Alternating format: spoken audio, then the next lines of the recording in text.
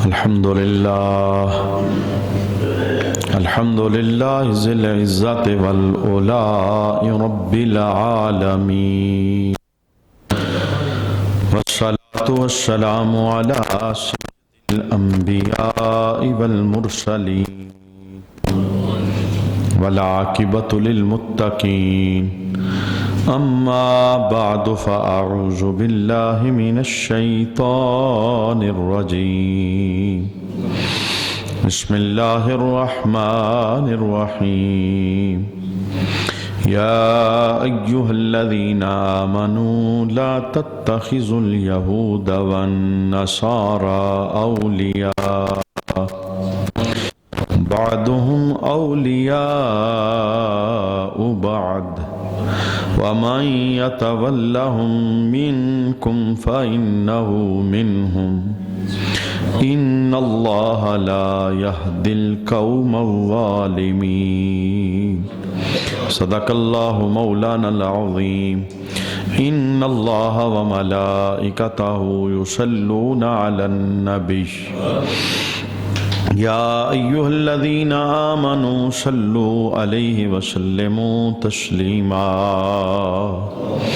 اللهم صل على سيدنا ومولانا محمد وعلى آل سيدنا ومولانا محمد وبارك وسلم وصل عليه.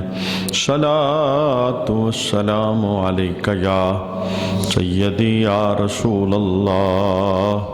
صلاة والسلام عليك يا سيدي يا حبيب الله. صلاة والسلام عليك يا سيدي يا شفيع المذنبين وعلى آلك وأصحابك يا سيدي يا رحمة للعالمین. بعد از حمد و صلاۃ لائق عزت و تکریم جمیع احباب سمین ذی وقار آقا ذو رحمت عالم صلی اللہ علیہ وآلہ وسلم کی سیرت اقدس کے پر نور گوشے تفصیل کے ساتھ ہم سماعت کر رہے تھے. ہجرت کے دوسرے سال میں پیش آنے والے واقعات پر ہمارا کلام جاری تھا. آج ہم آخری واقعہ جو ہجرت کے دوسرے سال کے اندر پیش ہوا سماعت کریں گے. آقا ذو رحمت عالم صلی اللہ علیہ وآلہ وسلم کے جو بڑے حریف تھے مدینہ کے اندر وہ یہودی تھے، اور اب یہودیوں نے اپنا معاہدہ بھی توڑ دیا تھا اور علل اعلان وہ مسلمانوں کے ساتھ مخالفت کرتے تھے. جس کا جتنا بس چلتا اور جس کی بساط کے اندر جتنا ہوتا وہ اسلام کے خلاف اور صاحب اسلام کے خلاف زہر اگلنے کی کوشش کے اندر مصروف رہتا. انہی ناموں میں سے ایک نام ہے کعب بن اشرف یہودی کا. بیسیکلی یہ یہودی نہیں تھا بلکہ مدینہ شریف کے قرب کے اندر ایک دیہات کے اندر رہنے والا اعرابی تھا، اور ایک اعرابی کا بیٹا تھا. اس کے باپ سے اپنے علاقے میں ایک قتل ہو گیا، تو قتل کے بدلے اس کے باپ کو قتل کیا جانا تھا، یعنی جس کا نام اشرف تھا. تو ڈر کی وجہ سے اس نے اپنا علاقہ چھوڑا اور مدینے کے اندر آ کر یہ آباد ہوا. مدینے کا جو پرانا نام یثرب تھا یہ یہاں پر آ کر رہائش پذیر ہو گیا، اور یہاں آ کر اس نے قبیلہ بنو نبہان جو قبیلہ اس نے چھوڑا تھا، کیونکہ ان کا تعلق قبیلہ بنو نزیر کے ساتھ تھا جو یہودیوں کا ایک قبیلہ ہے، اور مدینہ کے اندر رہائش پذیر تھے. تو یہودیوں کے اس قبیلے کے سردار کی بیٹی کے ساتھ اس کا نکاح ہوا، یعنی کعب کا نکاح جو اشرف کا بیٹا تھا. تو یوں یہ یہودیوں کے اندر داخل ہوا. تھا اعرابی اور قتل اس کے باپ نے کیا، اور بچنے کی خاطر یہ یہاں پہ آیا. پھر یہاں کا یہ رہائشی ہو گیا، اور یہودیوں کے سردار کی بیٹی سے اس کا نکاح ہوا. تو مال و دولت بھی بہت زیادہ اس کے پاس تھا، اور قادر الکلام تھا، یعنی شاعری بہت اچھی کرتا تھا اور اپنے کلام پر بڑی قدرت رکھتا تھا، اور محفلوں کے اندر یہ اپنے قصیدے لکھے ہوئے اپنے ہاتھوں کے وہ سب کو سنا کر سب کے درمیان اس کی داغ بیٹھی ہوئی تھی، دولت کے اعتبار سے بھی اور قادر الکلام ہونے کے اعتبار سے بھی، شاعری اور قصیدے لکھنے اور کہنے کے اعتبار سے بھی۔ تو یوں بہت جلدی یہ یہودیوں کا ایک سردار بن گیا اور اس کا نام مشہور ہوا کعب بن اشرف یہودی۔ مدینہ شریف کے شمال کی جانب اس نے پھر اپنا ایک قلعہ بنا لیا، یعنی سرداری کا اسے جس وقت یہودیوں کی قیادت اسے میسر آئی تو اس نے باقاعدہ اپنا ایک قلعہ بنایا، تو وہاں بیٹھ کر یہ اسلام کے خلاف اور آقا حضور رحمت عالم صلی اللہ علیہ وآلہ وسلم کے خلاف منصوبہ بندیاں کرتا رہتا۔ ابھی میرے محبوب کریم علیہ السلام مکہ میں تھے اور یہ یہاں اپنے قلعے کے اندر موجود تھا، اور جتنے یہودی علماء تھے، علماء کے ساتھ اس کا بڑا گہرا تعلق تھا۔ کچھ لوگ ایسے ہوتے ہیں ان کا تعلق علماء کے ساتھ کچھ دنیاوی مفاد کی خاطر ہوتا ہے، دین ان کا پیش نظر نہیں ہوتا، تو انہی میں سے ایک یہ بھی تھا، اور اس کے تعلقات یہودی علماء کے ساتھ تھے لیکن دنیاوی مقاصد کی خاطر یہ انہیں نذرانے دیتا تھا۔ سالانہ اس نے وظیفے ان کے مقرر کیے ہوئے تھے، اور ان وظیفوں کے پیچھے راز یہ تھا کہ عالم جو فتویٰ دے اس کی وہ جو سوچ ہے اس کے مطابق دے، اور اس سے پوچھ کر فتویٰ دے، اس کے خلاف فتویٰ نہ دے، یعنی یہ بڑے مقاصد تھے اس کے علماء کے ساتھ تعلق رکھنے کے۔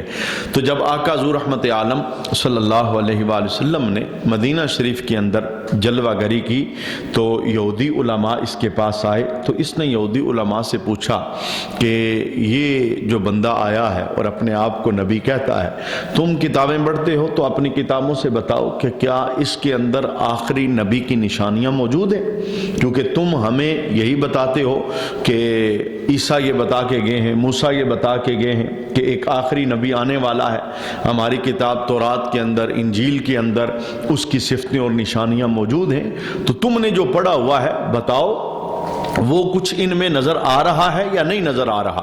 اب چونکہ جو بند کمرے کی محفلیں تھی یہودیوں کی، وہ بند کمروں کے اندر تسلیم کرتے تھے کہ ہر شان کھل کر ہم نے حضور میں دیکھی ہے، یعنی جو ہماری کتابوں میں لکھا تھا وہ سارا ہم نے ان کے اندر پایا، اور اپنے بند کمروں میں، بند خانوں میں وہ تسلیم کرتے تھے یہ رب کے نبی بھی ہیں اور یہ آخری نبی بھی ہیں، لیکن حسد کی بنا پر، دشمنی کی بنا پر، بغض اور عداوت کی بنا پر یہ تسلیم نہیں کرتے تھے اور دوسروں کو تسلیم کرنے نہیں دیتے تھے، اور یہ کہتے تھے کہ یہ آخری نبی نہیں ہے۔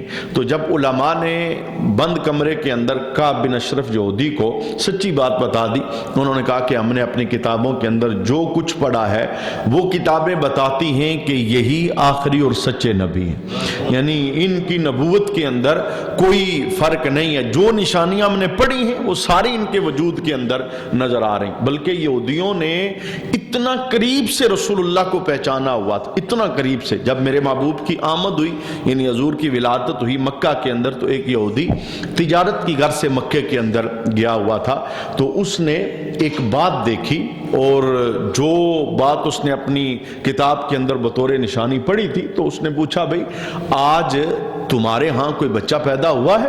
کافروں کا وہ مجمع لگا ہوا تھا، انہوں نے ایک دوسرے سے پتہ کیا، انہوں نے کہا ہاں عبداللہ کے گھر کے اندر ایک بیٹا پیدا ہوا ہے، اور تو کوئی پیدا نہیں ہوا، ہاں ایک عبداللہ کے گھر میں بیٹا پیدا ہوا ہے۔ تو اس یہودی تاجر نے کہا مجھے جلدی کرو، اس کے پاس لے جاؤ، میں بچہ دیکھنا چاہتا ہوں۔ تو جس وقت اس نے آقا حضور رحمت عالم صلی اللہ علیہ وآلہ وسلم کو دیکھا، اب دیکھا تو چہرے سے جاتا ہے لیکن اس نے چہرہ نہیں دیکھا، اس نے کہا کپڑا اٹھاؤ، میں اس بچے کی پشت دیکھنا چاہتا ہوں۔ اور جب اس نے آقا حضور رحمت عالم صلی اللہ علیہ وآلہ وسلم کی پشت کو دیکھا تو ادھر ہی گواہی دینے لگا کہ میں گواہی دیتا ہوں آخری نبی دنیا میں جلوہ گر ہو گیا، چونکہ مہر نبوت رسول اللہ صلی اللہ علیہ وسلم کے جسم اطہر پر یہ بطور نشانی موجود تھی۔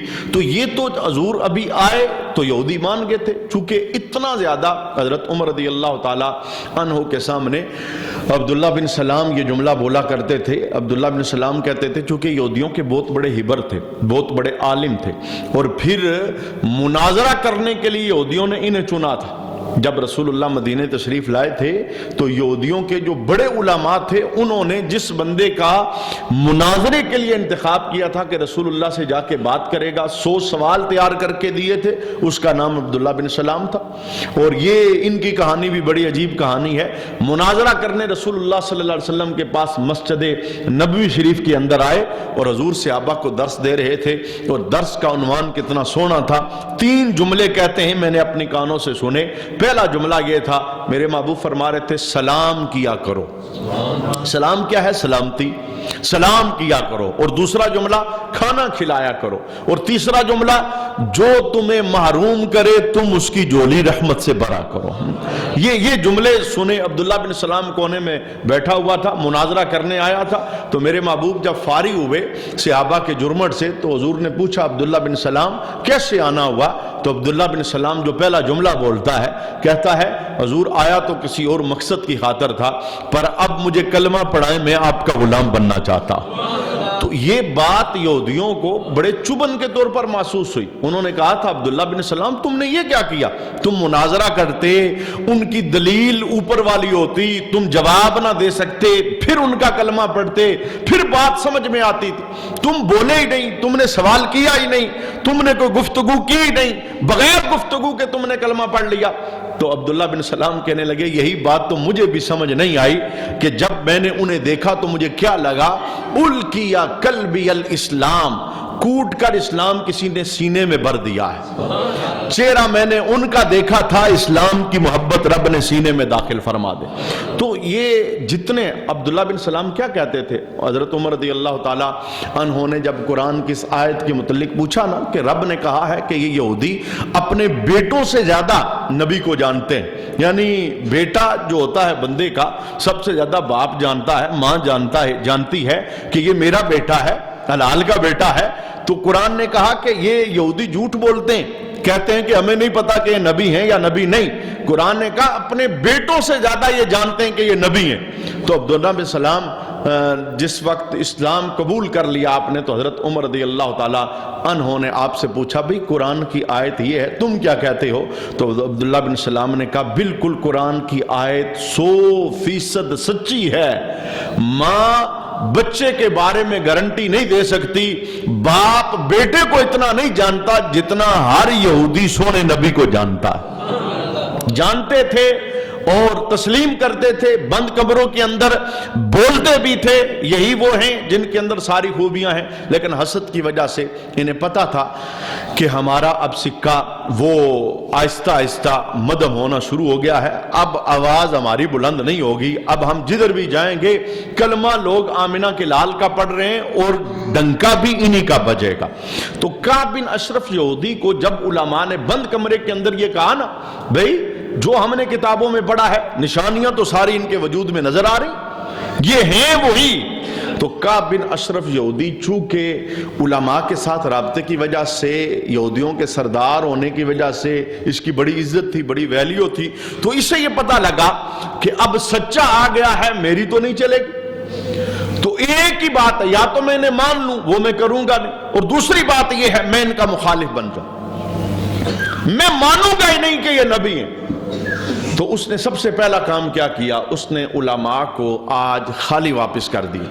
تو اس نے کہا بھئی میرے خرچے اپنے پورے نہیں ہوتے, تم جاؤ, میرے پاس تمہارے دینے کے لیے کچھ نہیں. وہ یہودی علماء جب واپس گئے تو انہوں نے آپس میں مشورہ کیا کہ کعب بن اشرف یہودی کو ہماری کون سی بات ناپسندیدہ ہوئی کہ اس نے ہمیں دیا کچھ نہیں, خالی واپس کر دیا. وہ نوازا کرتا تھا, اس نے ہمارے وظیفے مقرر کیے ہوئے تھے. انہوں نے کہا بھی ایک ہی بات لگتی ہے کہ ہم نے جو آخری نبی کے متعلق سچ بول دیا ہے یہ اسے اچھا نہیں لگا, لہٰذا دوبارہ چلو ہم اس کے سامنے جا کر اس بات کو ظاہر کرتے ہیں کہ ہم نے اپنے علماء سے مشورہ کیا ہے, علماء نے ہمیں بتایا کہ یہ ساری نشانیاں ان میں نہیں پائی جاتی, یہ وہ نبی نہیں ہے.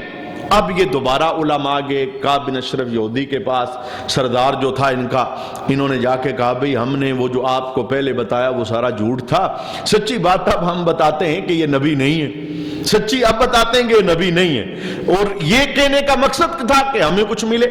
اچھا اس نے انہیں نوازا، لیکن کعب بن اشرف یہودی، اس کی عداوت کی کہانیاں سیرت کی کتابیں بری پڑی، کتنا بڑا بغضی تھا، دشمن اور حسد کی آگ اس کے ذہن کے اندر، اس کے دل کے اندر کس طرح وہ الاؤ بن کر جل رہی تھی۔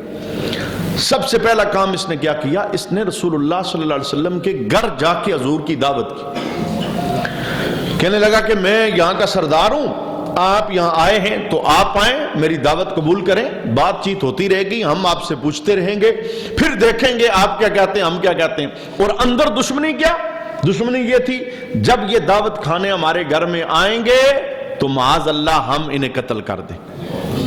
یہ بند کمرے کا پروگرام بن رہا تھا، لیکن کعب بن اشرف یہودی کو یہ نہیں پتا تھا کہ رب نے وعدہ کیا ہے سونیا تو جہاں بھی جائے گا تیری حفاظت میں فرماؤں گا۔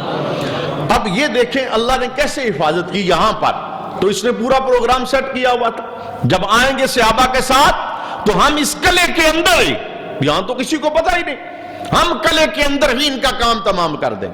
تو رب کائنات نے جبریل امین کو بھیجا کہ جبریل جا، چلا جا، میرا سونا دعوت میں بھی جائے گا، انکار نہیں کرے گا، تاکہ پتہ نہ چلے کہ نبی وہ ڈرپوک نہیں ہوتا، نبی قوم میں سب سے بہادر ہوا کرتا ہے، یعنی یہ پتہ لگے کہ دشمن نے بلایا تو جائیں گے ضرور، لیکن جبریل تو ایسا کرنا ان کی نظروں میں میرا سونا آنا نہیں چاہیے۔ اچھا اسی کے قلعے میں رسول اللہ ہے، تو جبریل نے کیا کیا، حضور پر اپنے پر تان لیے، حضور ہیں ادھر لیکن انہیں نظر نہیں آ رہے۔ دعوت ختم ہوگی، سرکار واپس بھی آگئے، بعد میں یہ بڑا حیران ہوا، اس نے کہا بھئی ہم نے جو کام کرنے کے لیے بلایا وہ تو ہوا ہی نہیں، جن کی ڈیوٹی لگائی انہوں نے کہا ہمیں تو وہ نظر ہی نہیں آئے، ہمیں، اس نے کہا ادھر سامنے ہی تھے، کہا ہمیں نظر نہیں آئے۔ نظر کیوں نہیں آئے کہ رب نے نظر آنے نہیں دیا۔ میں یہاں سے ایک جملہ بولنا چاہتا ہوں، یہ بہت ساری باتیں، یہ ایک مقام نہیں ہے، بہت ساری باتیں۔ رسول اللہ غار میں گئے، رب نے جناب کیسے حفاظت کی۔ جناب یوسف کو دیکھیں، کنویں کے اندر بھائیوں نے ڈالا، اپنی طرف سے مار دیا، اس کنویں کی پستی سے نکال کر رب نے مصر کی تاجی اور شاہی عطا فرما دی۔ میں نے جملہ کیا بولنا چاہا، میں نے جملہ یہ بولنا چاہا کہ ہمیں مسلمان ہونے کے ناطے اپنا رابطہ اپنے رب سے مضبوط رکھنا چاہیے۔ رب سے بڑی اماجگاہ کوئی نہیں، رب سے بڑی حفاظت کا پیرا کرنے والی جگہ کوئی نہیں۔ جس بندے کے رابطے رب سے مضبوط ہوتے ہیں، زمینی سارے فرعون دشمن بھی بن جائیں، اس کا بال بھی بیکا نہیں کر سکتے۔ اس لیے جس کے ساتھ مدد رب کی ہوتی ہے، رب وہ ہے جسے ساری طاقتیں ہیں، رب کے مقابلے میں کوئی کھڑا ہونے والا نہیں۔ مسلمان ہونے کے ناطے ہمیں ہر معاملے کے اندر اپنے اللہ سے رجوع کرنا، یہ تو مسلمان کی شان ہے۔ رسول اللہ صلی اللہ علیہ وآلہ وسلم پر جتنے مشکل امر آئے، جتنے مشکل وقت آئے، تو رسول اللہ نے ہر بار اللہ کی طرف رجوع کی، ہر بار اللہ کی طرف۔ بڑے سے بڑا معاملہ بھی آیا، میرے محبوب نے رب کی طرف رجوع کیا، چونکہ جو نبی کی زندگی ہے وہ امتیوں کے لیے ایک پیغام ہوتا ہے، امتیوں کے لیے ایک سبق، نبی آئینہ ہوتا ہے امت کو راہ دکھلانے کا۔ تو نبی کریم علیہ السلام نے مشکل اوقات میں رب کی طرف رجوع کر کے ہمیں ایک آئینہ دیا ہے، میرے بندو رب قیامت تک تمہیں رحمت دے گا، لیکن کیسے؟ اپنے رابطے اپنے رب سے مضبوط رکھنا۔ ہمارے ہاں لوگ کیا کرتے ہیں، کہتے ہیں یار دنیا دار جو ہے نا، اعلیٰ عہدے والے، اعلیٰ جتھے والے، اعلیٰ منصب والے، بڑی پوسٹوں والے، جس کی ان کے ساتھ ہے وہ کامیاب۔ اور میں کہتا ہوں جناب یہ سارے جھوٹے ہیں، مشکل وقت کے اندر ان میں سے کوئی بھی کام نہیں آتا، یہ خالی زبان کی نوک کے نعرے لگانے والے ہیں۔ اگر ہر مشکل کو ٹالنے والا ہے تو وہ محمد کا رب ہے۔ بندے کو اپنے رابطے رب کے ساتھ بحال رکھنے چاہیے، مضبوط رکھ، پھر کوئی ڈر نہیں، کوئی خوف نہیں۔ یہ تنہا بھی ہے، زمانہ سارا مخالف بن کے کھڑا بھی ہو جائے، اس کا کوئی کچھ نہیں بگاڑ سکتا۔ مولا علی کا جملہ ہر بار مدد دیتا ہے. آپ نے کیا فرمایا تھا؟ آپ نے فرمایا جس کے آسمان بنانے والے رب کے ساتھ تعلق مضبوط ہو جائیں، زمین والے سارے دشمن بھی بن جائیں، اس کا کچھ نہیں بگاڑ سکتا. رب کے ساتھ تعلق. یہ میں نے ایک سبق جاتے جاتے دینا چاہا. اچھا، ایک تو اس نے یہ کیا. دوسرا کام، جب حضرت زید بن حارثہ اور عبداللہ بن رواح رضی اللہ تعالی عنہم آپ بدر سے مسلمانوں کی فتح کی خبر لے کے مدینہ آئے، آپ نے بتایا بھئی مسلمانوں نے بڑا کمال کیا ہے، 313 تھے، ہزاروں کو بھگا دیا، 70 کافر مارے گئے، بڑے بڑے سردار 70 کافر قیدی بنا کر لائے جا رہے ہیں. چونکہ ابھی قافلہ پیچھے تھا نا، تو رسول اللہ نے خوشخبری کے لیے ان دو کو پہلے بھجوایا کہ جاؤ مدینے کے اندر خبر دے دو کہ ہم فاتح بن کے واپس آ رہے. تو یہ کعب بن اشرف یہودی وہاں موجود تھا.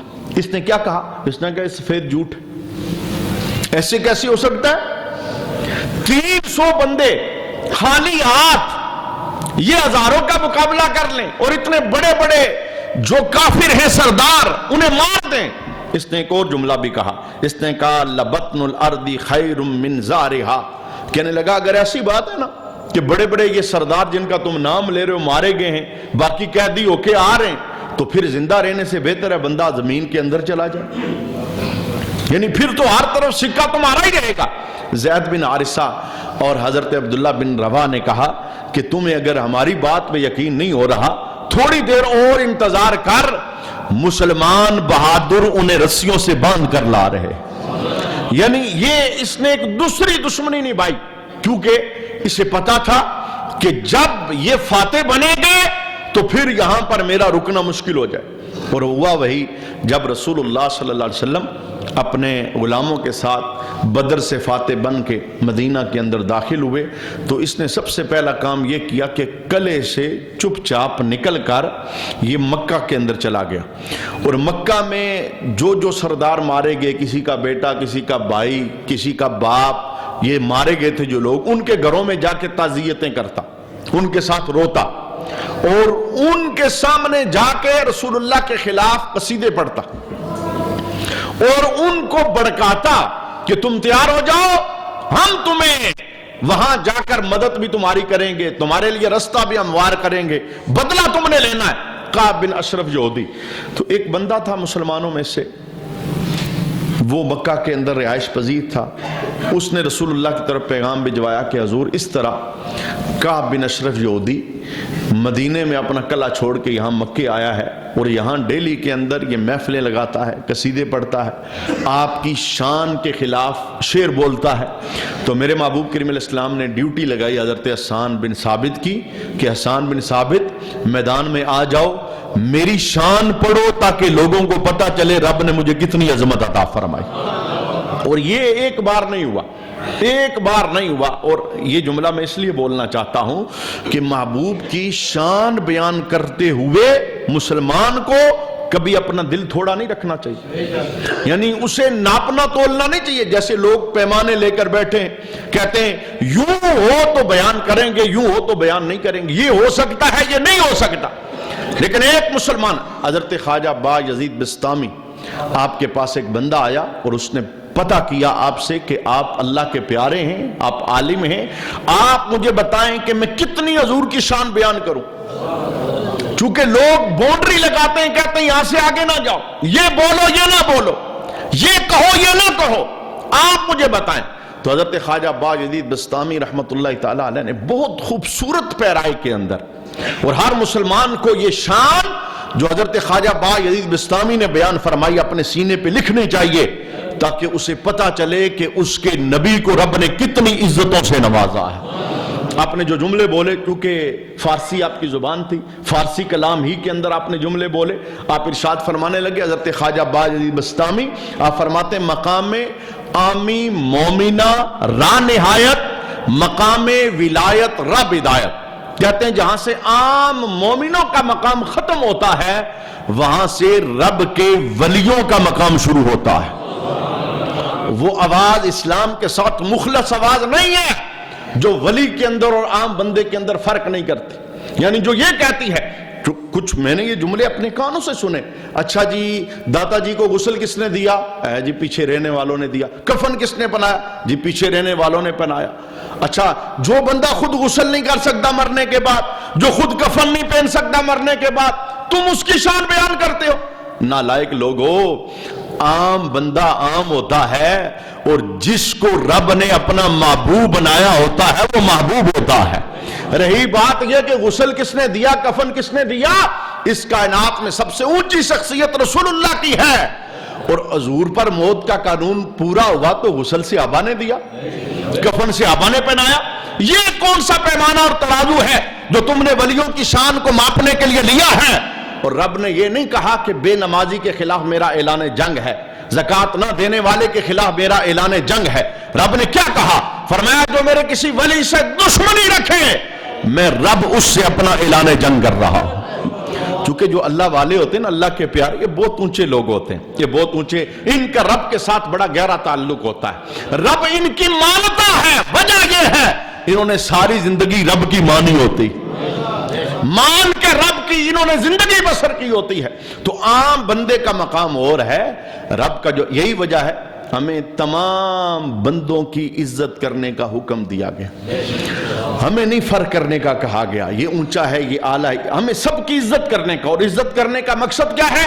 مقصد یہ ہے ہمیں نہیں پتا ان بندوں میں سے کون سا رب کا ولی چھپا ہوا ہے, رب کا پیارا, رب کا مقرب.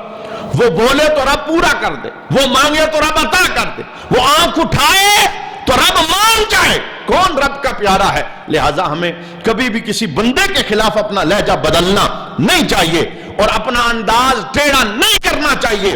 تو حضرت خواجہ باجدید بسطامی نے نچلے درجے سے بات شروع کی. آپ فرماتے ہیں مقام عامی مومنہ را نہایت, مقام ولایت را بدایت. کہتے جہاں عام مومنوں کا مقام ختم ہوتا ہے وہاں سے رب کے ولیوں کا مقام شروع ہوتا ہے.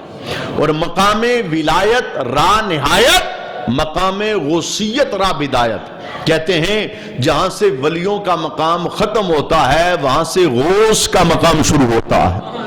چونکہ ولایت کے پھر درجات ہیں. جہاں سے صحابہ کا مقام ختم ہوتا ہے صدیق کا شروع ہوتا ہے, اور مقام صدیقیت را نہایت, مقام نبوت را بدایت. اور جہاں سے صدیق کا مقام ختم ہوتا ہے نبیوں کا مقام شروع ہوتا ہے, اور مقام نبوت را نہایت, مقام رسالت را بدایت. جہاں سے نبیوں کا مقام ختم ہوتا ہے وہاں سے رسولوں کا مقام شروع ہوتا ہے. رسول بھی سارے برابر نہیں ہیں. اور پھر کہتے ہیں مقام رسالت را نہایت, مقام اول العزم رسول را بدایت. جہاں سے رسولوں کا مقام ختم ہوتا ہے وہاں سے شان والے رسولوں کا مقام شروع ہوتا ہے, جن کی شانوں کو قرآن نے بیان فرمایا ہے, جن کے عظمت مقام اور مرتبے کو قرآن نے بیان فرمایا. اور خواجہ باجدید بسطامی کہتے ہیں مقام اول العزم رسولہ را نہایت, مقام مصطفیٰ را بدایت. جہاں سے شان والے رسولوں کا مقام ختم ہوتا ہے وہاں سے آمنہ کے لال کے مقام کی ابتدا ہوتی ہے. کتنی سیڑھیاں آپ نے چڑھی.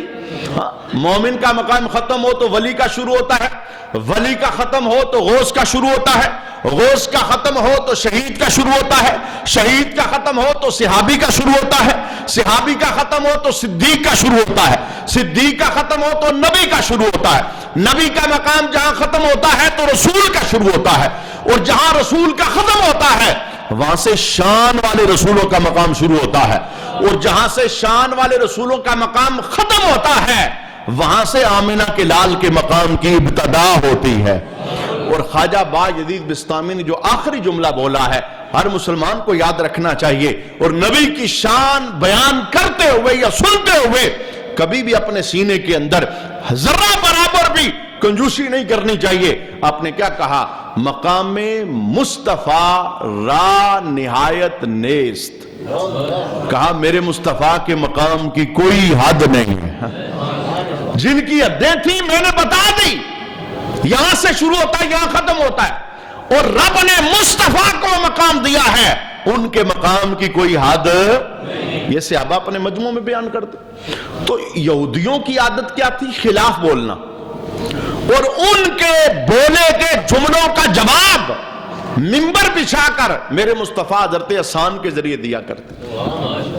تو جب رسول اللہ کو خبر پتا چلی نا کہ ایک بندے نے دشمنی کی ہے اور گستاخی کی ہے، تو رسول اللہ صلی اللہ علیہ وسلم نے حضرت حسان کو کہا، حسان کھڑے ہو جاؤ، میرے دشمن کو اپنے شعروں کے ذریعے جواب دو. اور ساتھ ہی ہاتھ بھی اٹھائے، اور ہاتھ اٹھا کے کیا دعا کی رب کے دربار میں، مولا میرا حسان دشمن کو جواب دینے کھڑا ہوا ہے، تلوار سے نہیں زبان سے. وہ دشمن میرے خلاف بولتے ہیں، حسان میری شان بولے گا، حسان میری شان بولے گا. مولا ایسا کرنا، میرے حسان کی پشت پر جبریل کو بھیج دینا.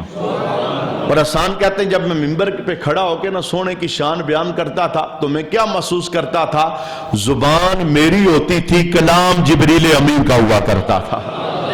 یہ اپنی جگہ پر ایک پورا عنوان ہے. تو یہ ہرزہ سرائی اس نے کی مختلف مواقع پر. اس کا جواب یوں ملا. اچھا جب اس کے جوابی قصیدے پہنچے نا حضرت حسان کے مکہ کے اندر، تو مکے کے لوگوں نے ذلیل کر کے کعب بن اشرف یہودی کو مکے سے نکال دیا. یہ واپس آ گیا اپنے قلعے کے اندر. اب قلعے کے اندر جب یہ واپس آیا تو اس نے ایک اور کام شروع کیا جو مسلمان کے لیے بڑی غیرت ہے. میں نے پچھلے درس کے اندر بھی عرض کیا تھا کہ مسلمان کی جو عورت کا مقام ہے یہ بہت بڑا ہے. یہ عورت کی عزت پر جان دے بھی دیتا ہے اور جان لے بھی. یہ صحابہ کا معمول تھا. مسلمان کی عورت باحیا ہوتی ہے، یہ اپنی بیوی کا، بیٹی کا، بہن کا کسی کے سامنے نام لینا بھی بے عزتی تصور کرتا ہے. تو اس نے کیا کیا، کیونکہ ایک قصیدے پڑھتا تھا تو اس نے اپنی بزموں میں اب جب واپس آیا تو صحابہ کی بیویوں کے نام لے کے قصیدے پڑھنا شروع کی. یہ خبر رسول اللہ صلی اللہ علیہ وآلہ وسلم کو جب پتا چلی تو میرے محبوب نے فرمایا من ینتدب لقتل کعب، کہا اب بڑا صبر ہو گیا، کون ہے جو کعب بن اشرف یہودی کا سر کاٹ کے میرے پاس لائے گا. اب اس نے مسلمان عورتوں کی غیرت کو للکارا ہے. اس کی زبان پر مسلمان عفت محاب بیٹیوں کا نام آیا ہے. اب اس کی جو سانسیں ہیں اس کے لیے ان سانسوں کو گزارنا یہ جائز نہیں ہے. یہ زمین پر ایک بوجھ ہے، یہ زمین پر ایک قرض ہے. کون ہے جو اٹھے گا؟ تو سب سے پہلے جو بندہ اٹھا نا محمد بن مسلمہ، یہ کعب بن اشرف یہودی کا بھتیجا تھا، ان کے رضائی بھائی کا بیٹا. اور دوسرا بندہ جو اٹھا ابو نائلہ، یہ کعب بن اشرف یہودی کا رضائی بھائی تھا.